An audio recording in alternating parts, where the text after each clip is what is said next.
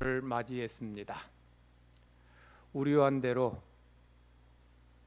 우리 비대면 예배로 우리가 이렇게 성탄절을 예배를 드리게 됨이 안타깝습니다만, 그럼에도 불구하고 우리 주님께서 이 자리에 모인 모든 성도들에게, 또 각 가정에서 예배드린 모든 성도들에게 세상이 줄 수 없는 그런 평안함과 기쁨이 넘치기를 바랍니다. 이 세상은 코로나로 인해 불안해하고 있습니다. 하루하루 어찌 될지 모르는 그런 두려움과 염려가 있습니다. 그런 불안함과 두려움 가운데 있지만 우리 주님께서 여러분의 삶의 자리 가운데 함께 계실 때에, 여러분을 지키시고 돌보실 때에 여러분들 늘 강건하게 또 평안하게 담대하게 믿음의 삶을 살게 될 줄 믿습니다. 그런 고백 속에서 오늘 하나님이 기뻐하시는 예배드리는 모든 성도가 되기를 간절히 바랍니다. 하나님의 아들 예수님의 기쁜 탄생의 소식을 가장 먼저 접한 사람은 들에 양을 치는 목자였습니다. 양을 치는 목자에게 하나님께서 하나님의 아들 예수님의 성탄의 기쁜 소식을 가장 먼저 알려주셨다는 것이 하나님의 마음이 어디에 있는지를 우리에게 보여줍니다. 자, 그럼에도 불구하고 이 당시 이 목자들은 사람들에게 멸시받는 그런 직업이었습니다. 목자가 사람들에게 멸시받았다는 것을 알 수 있는 것이 우리 다윗의 경우를 보면 알 수 있어요. 다윗이 왕이 되기 전에 왕이 된다고 하는 기름 부음을 첫 번째 받을 때입니다. 그때 이새의 나머지 모든 아들들은 다 사무엘 앞에 서서 심사를 받았어요. 그런데 다윗은 그 시간에 들에서 양을 치고 있었습니다. 분명 사무엘이 이새에게 당신의 모든 아들들을 다 내게로 나오게 하라고 그렇게 말했음에도 불구하고 이 이새는 막내 아들 다윗은 부르지 않았어요. 왜 안 불렀을까요?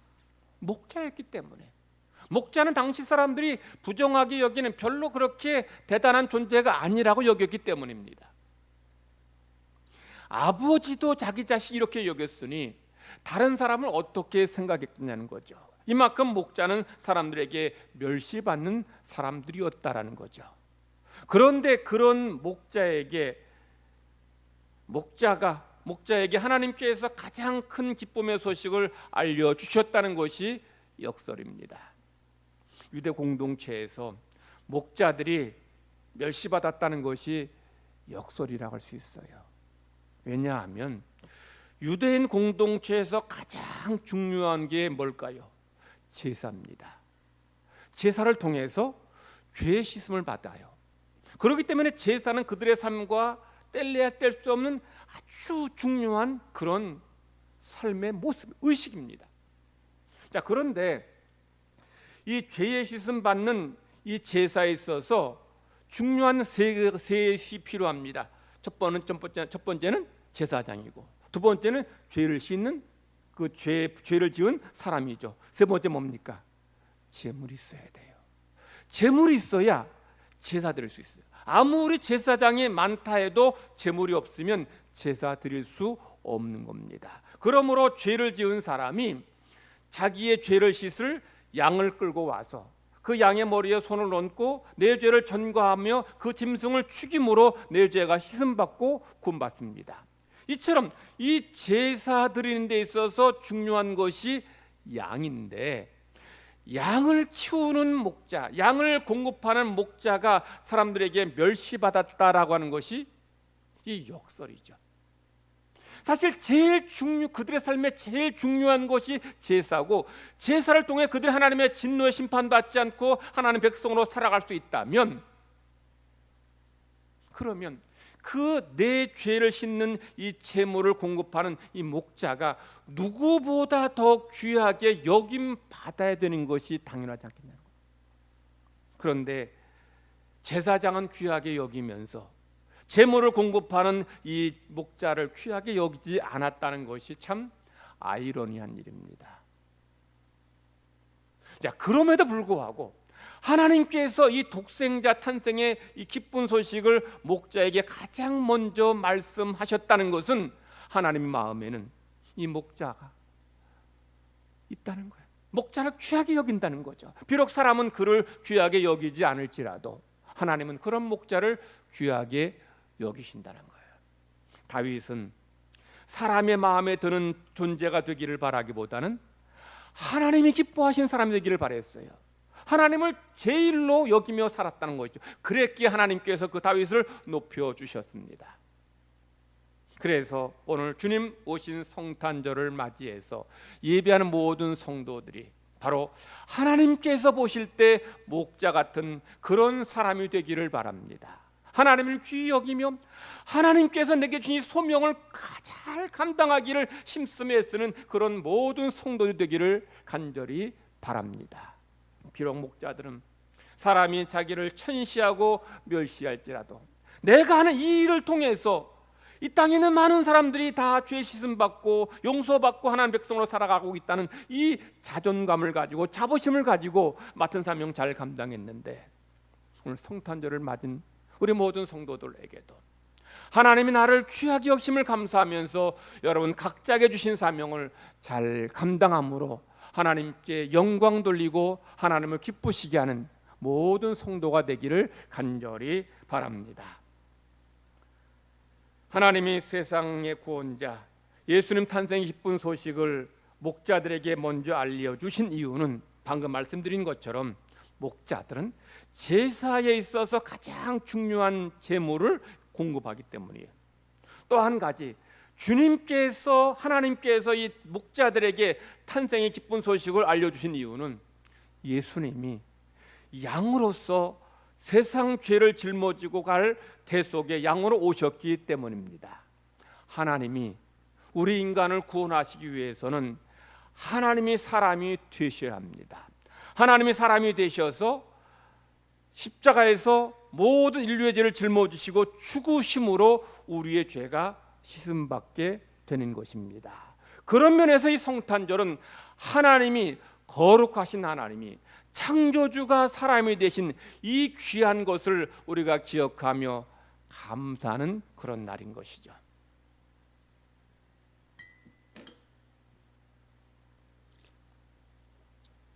여러분이 오늘 이렇게 하나님의 은혜를 고백하며 감사하며 예배할 수 있는 것은 하나님이 사람이 되셨기 때문에, 사람이 되셔서 이 땅에 오셨기 때문에 우리가 구원받았고 하나님의 자녀가 된 것입니다. 미국 뉴욕주에 사는 샌드라 네이선 씨는 은퇴한 이 노동 인권 변호사입니다. 올해 75세인 그녀는 계속 늘어나는 코로나 확진자 때문에 요즘 많이 고립감을 느끼고 있었습니다. 그런데 그가 얼마 전에 소포 하나를 받았어요.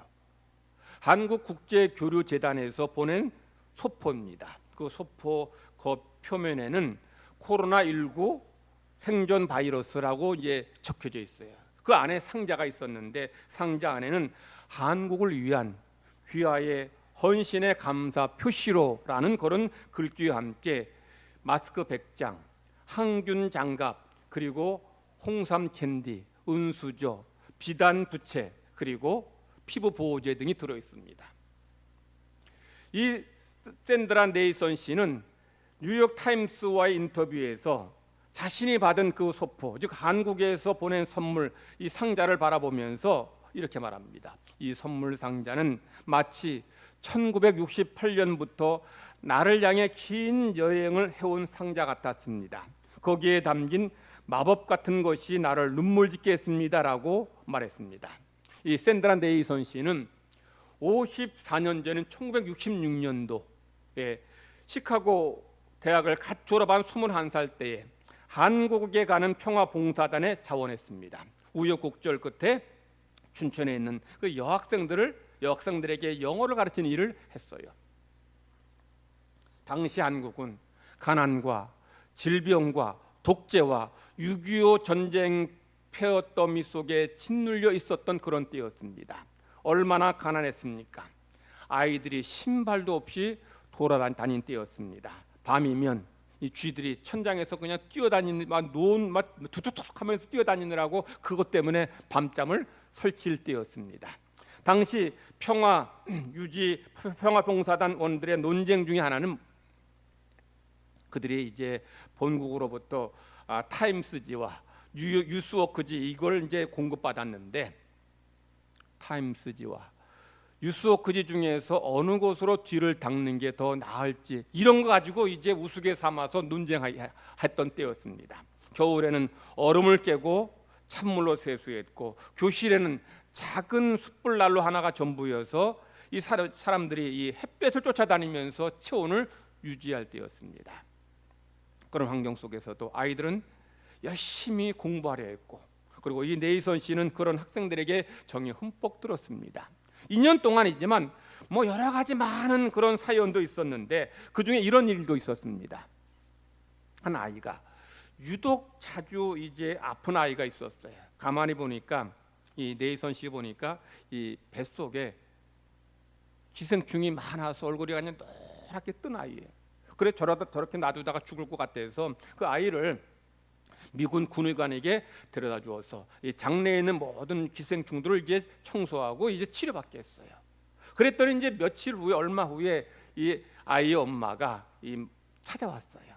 손에 뭘 하나 들고, 선물을 들고 찾아왔는데, 보니까 거기에는 이제 아직도 온기가 남아있는 계란 몇 알이 들어 있었어요. 그런데 사실 이 계란을 먹어야 될 사람은 이 네이선 씨 자기가 아니라 이 모녀라는 생각이 들면서 눈물이 핑 돌았어요. 이들이 먹어야 되는데 이걸 나한테 가져왔다는 그런 그 마음에 이제 감동이 온 거예요. 그로부터 50년이 지난 며칠 전 그 후손들에게서 소포를 받았습니다. 그 안에는 깃털 묻은 달걀 대신에 네이선 씨를 지켜주겠노라며 보내온 코로나19 생존 용품들이 들어 있었습니다. 네이선 씨는 그 선물을 받고 감동의 눈물을 흘렸습니다.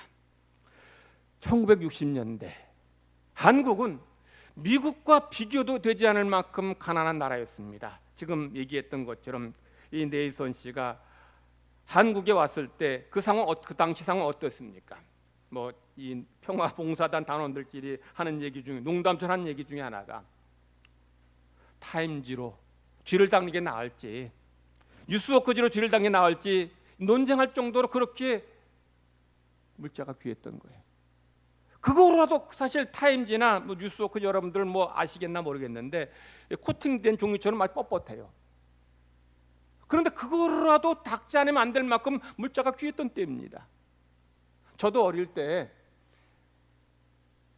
천장에서 이 쥐새끼들이 그냥 타닥타닥 뛰어다니는데, 뭐 낮에야 그렇다 칩시다. 밤에 잠을 자는데, 뭐 여러분들도 그런 경험 없었습니까? 밤에 잠을 자는데 이게 타닥타닥 하면 뛰어다니면 잠을 못 자겠어요. 그래서 그냥 뭐 사람 소리로 야옹하면서 이 얘들 좀 조용히 시킨다고 그런 때였어요.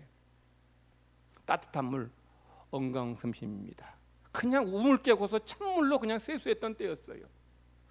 그런 가난한 나라에 세계 최고 선진국인 미국에서 살던 미국인이 한국에 온 것은 이건 보통 헌신, 보통 사랑이 아니라는 거예요.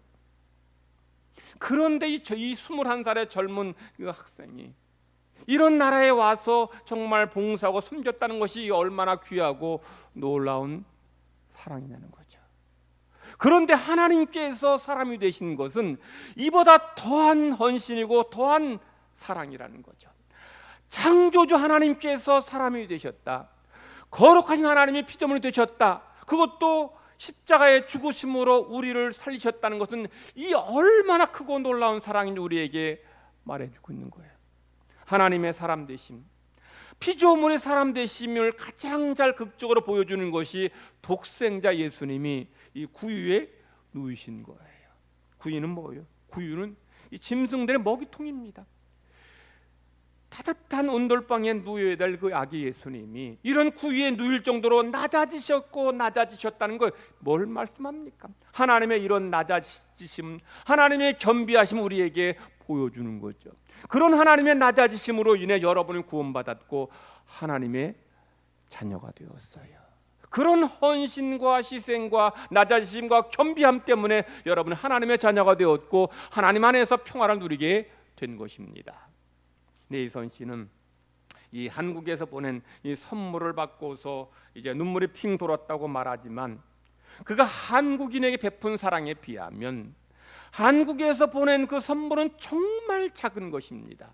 왜냐하면 그의 교육받은 그 많은 학생들이 얼마나 많은 분야에서 업적을 남기며 선한 영향력을 미쳤겠어요.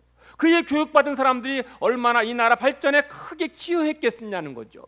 그런 사랑에 비하면 사실 그 마스크 100장, 항균 장갑, 홍삼 캔디, 은수저, 비단 부채, 피부 보호제 이게 얼마나 되겠습니까?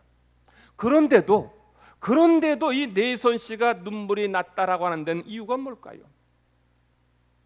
한국인이 내가 이들을 위해서 흘린 이런 땀과 헌신과 수고를 기억하고 있다는 그런 감동이죠. 사실 코로나 방역용품들 미국에서 얼마든지 살 수 있어요. 그럼에도 불구하고 그가 이 선물 받았을 때 눈물 흘렸다는 것은 내가 그렇게 2년 짧은 기간이지만 그래도 이거 추운 데서 그렇게 고생하고 더운 데서 고생하면서 한 그 헌신을 이들이 잊지 않고 있구나, 감사하고 있구나, 이런 마음에 눈물이 나고 감동이 되는 거죠. 성탄절을 맞이하여 여러분에게 가장 큰 선물, 구원의 선물을 주신 하나님의 은혜와 사랑에 감사하는 모든 성도들이 되기를 간절히 바랍니다. 하나님의 사랑을 감사하는 것은 뭘로 감사하겠어요? 여러분이 아무리 많은 물질 드린다 한들 그것이 하나님의 사랑의 온전한 보답이 되겠습니까? 그럼에도 불구하고 여러분 오늘 예배할 때에 여러분이 하나님의 은혜에 감사하는 마음으로 이 성탄절 예배를 드리고 여러분이 드리는 예물 속에 여러분의 정성과 감사를 담아 올릴 때 하나님께서 그 예물을 기쁘게 받아 주실 줄 믿습니다. 여러분이 예수님처럼 몸을 드리겠습니까? 동방박사들처럼 황금과 유향과 몰약과 같은 보물을 드리겠습니까? 여러분이 가진 재산을 다 드리겠습니까? 우리가 드린 예물 정말 극히 작은 것이에요. 그러나 작은 예물이지만 그 예물 속에 나 같은 죄인을 살리신, 나 같은 죄인을 구원하신 그 하나님의 사랑에 대한 감사를 담고서 정성을 다해 드릴 때에 하나님은 그 예물을 기쁘게 받아 주실 줄 믿습니다. 여러분의 이 예배 속에 하나님의 구속의 은총에 대한 감사를 하나님 앞에 고백할 때 이 예배가 하나님께 영광이 될 줄 믿습니다. 목자들이 들에서 양을 칠 때에 하나님 보내신 천사들이 목자를 두루치셨습니다. 그리고 천사는 목자들에게 이렇게 말합니다. 무서워하지 말라. 보라, 내가 온 백성에게 미칠 큰 기쁨의 좋은 소식을 너희에게 전하노라. 오늘 다윗의 동네에 너희를 위하여 구주가 나셨으니 곧 그리스도 주시니라. 자, 천사는 큰 기쁨의 소식을 알린다 하면서 그 소식이 뭐라고 말합니까? 구주가 나셨다는 거예요. 예수님의 탄생으로 인해 죄인들이 구원받았다는 기쁜 소식을 전한다는 겁니다. 그러므로 예수님의 탄생은 큰 기쁜 소식입니다. 죄인들이 죄로 인해 멸망당하게 생겼는데 그런데 구원받았으니 이보다 더 큰 기쁜 소식이 어디에 있겠습니까? 자, 예수님의 탄생은 분명 기쁜 소식인데도 불구하고 그 예수님의 탄생의 소식을 듣고서도 전혀 기뻐하지 않은 사람들이 있습니다. 그 구원의 소식을 듣고서도 전혀 감사하지 않은 이들이 있습니다.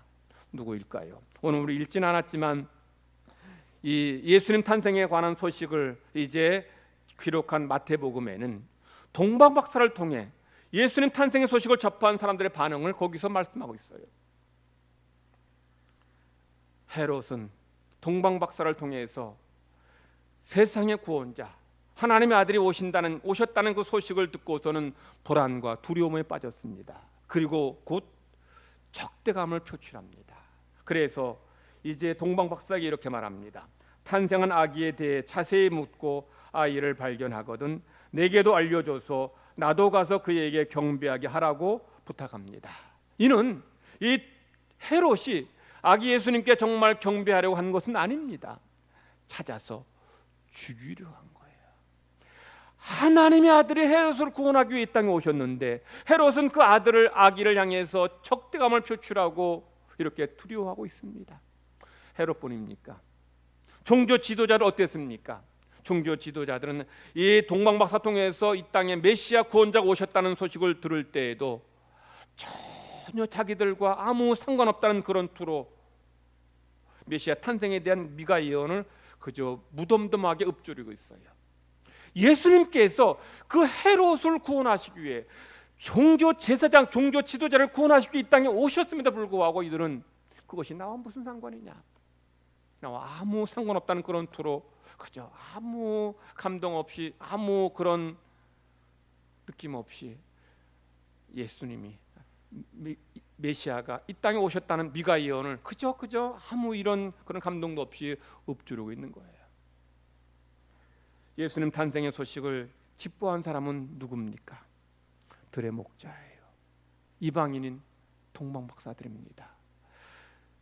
어떻게 유대인들을 위해서 그들을 구원하시기 이 땅에 메시아가 오셨고 그들을 살리기 오셨는데도 불구하고 그들은 기뻐하지 않고 이방인들이, 들의 목자들이 이런 탄생의 소식을 기뻐했을까요?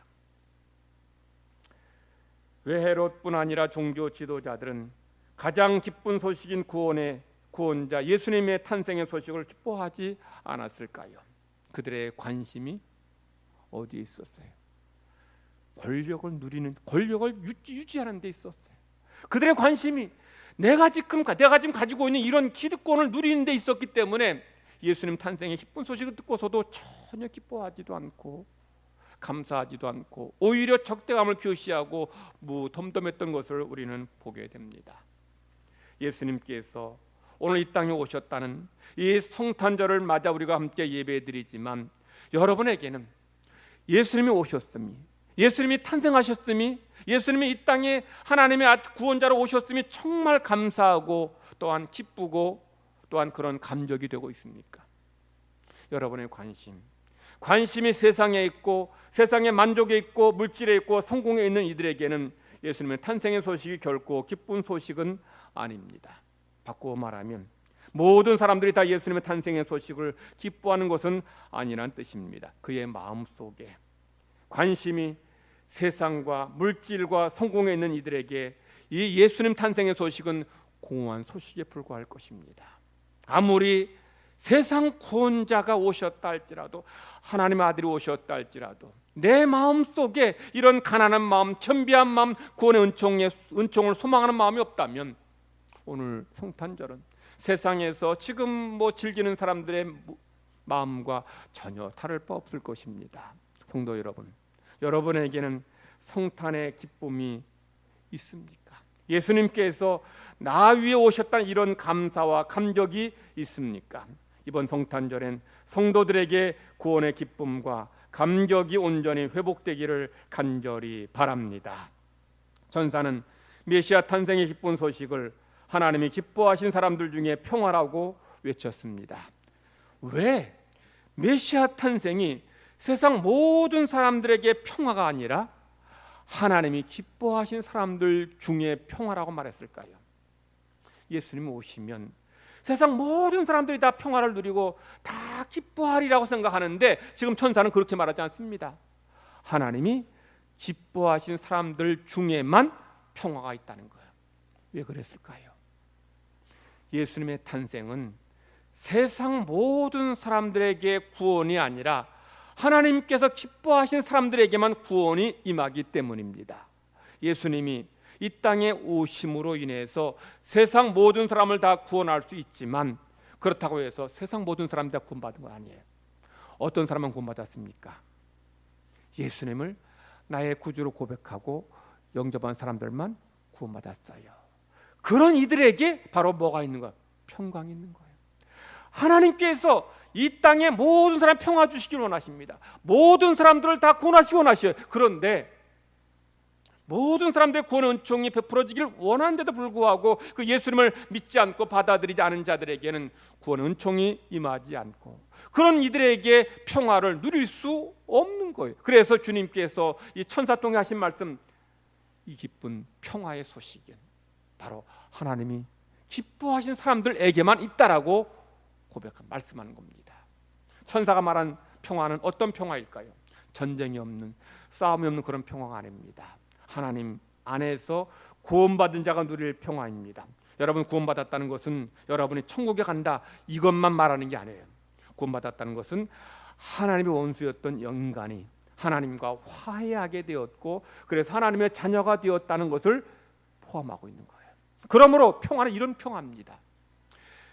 하나님의 원수였던 인간, 죄인인 인간은 하나님과 원수였기 때문에 늘 불안함과 두려움 가운데 살아요. 이제 이 땅 살 때에도 불안함과 두려움 가운데 살지만 죽음 후에 영원한 지옥에 떨어질 것에 대한 불안함, 두려움이 있습니다. 그런 인간에게 평화가 있을 수 없어요.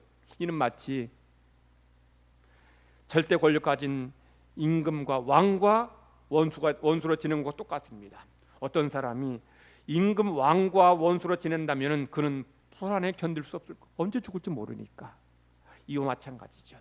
하나님과 원수로 지내는 것은 정말 언제 죽을지 모르고 영원한 지옥의 심판에 던져질지 모르는 그런 불안함 속에 사는 거예요. 그런데 예수님이 이 땅에 오심으로 인해서 바로 하나님의 원수였던 우리가 하나님과 화해하게 되었고 하나님의 은혜로 구원받게 되었고 영원한 천국 백성이 되게 된 것, 이것이 바로 하나님 주시는 평화인 것이죠. 그래서 우리 모든 믿는 자들에게는 하나님께서 주신 이런 평화가 임하게 된다라고 말씀하는 것입니다. 오늘 성탄절을 맞이해서 성도 여러분은 하나님께서 기뻐하신 사람인 줄 믿으시기를 바랍니다. 하나님 기뻐하신 사람들에게 하나님께서 구원의 은총을 허락하여 주셨습니다. 또한 여러분에게 하나님의 평화가 임했습니다. 2020년 성탄절에는 모든 성도들에게, 이 자리에 예배하는 성도들만이 아니라 우리 가정에서 예배하는 모든 성도들에게 구원의 감사와 감격이 회복되기를 원하고 세상이 줄 수 없는 평화가 넘치기를 간절히 바랍니다. 세상은 뒤숭숭하고 혼란스럽고 불확실한 가운데 있을지라도 하나님이 여러분과 함께 하시고 여러분 지켜주시고 여러분에게 구원 은총 베풀어 주시며 감사하면서 성탄의 평화가 넘치기를 간절히 바랍니다. 기도하십시다. 하나님 아버지 감사합니다.